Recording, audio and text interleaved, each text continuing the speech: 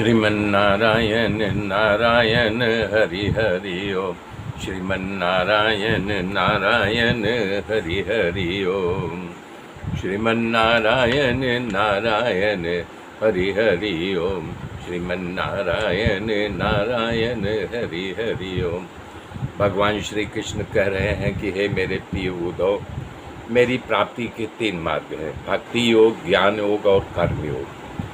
इन्हें छोड़ करके चंचल इंद्रियों के द्वारा शुद्र भोग भोगते रहते हैं और बार बार जन्म मृत्यु के चक्कर में संसार में रहट पहले ज़माने में हुआ करता था, पानी निकालने का एक उपक्रम होता, तो उसी प्रकार से जीव घूमते घूमते रहते हैं। अपने अपने धर्म के अनुसार धर्म में दृढ़ निष्ठा रखना ही गुण कहा जाता है। इसके विपरीत जो आचरण करते वो अधर्म किया जाता है।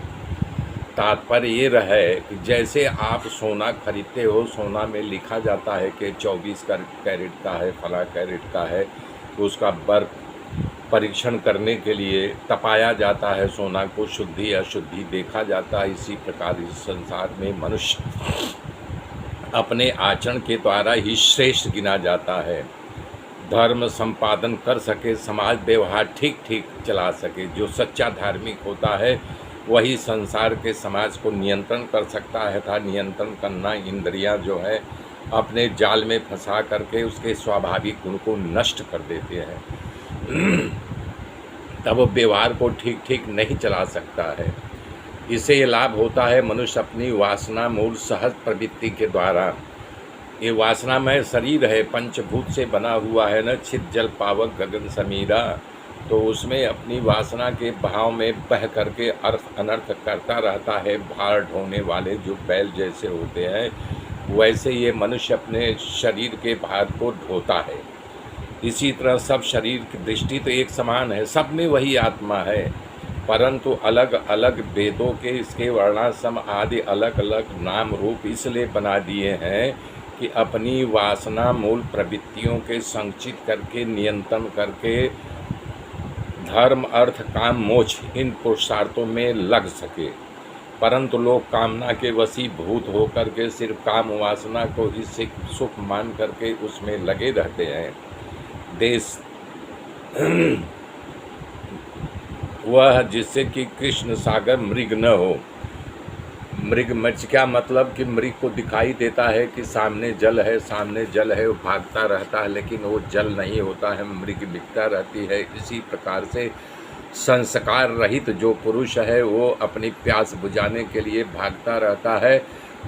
ऊसर आदि स्थान भी अपवित्र होते हैं, उसी प्रकार से उसमें कुछ पवित्रता आती है और अपवित्रता ज़्यादा आ जाती है। जिसके कर्म करने योग्य सामग्री मिल सके और कर्म भी हो सके, जिससे कर्म सामग्री मिल जाए तो उसका उपयोग करो, दूसरों को भी उपयोग कराए। पदार्थों की शुद्धि और अशुद्धि द्रव्य वचन संस्कार काल महत अथवा अल्प तत् से भी होता है। जैसे किसी पात्र में शुद्ध और मूत्र से अशुद्ध हो जाता है, तो गंगा जल से धो देने से या मार्जन कर देने से शुद्ध हो जाता है। इसी वस्तु की शुद्धि अशुद्धि शंका होने पर ब्राह्मणों के वचन से वह शुद्ध हो जाती है। ये अधिकार केवल ब्राह्मण को दिया गया है कि ब्राह्मण ही शुद्धता का पात्र है, उसको दिया गया है, इसलिए ब्राह्मण उस पात्र को शुद्धि करा सकता है।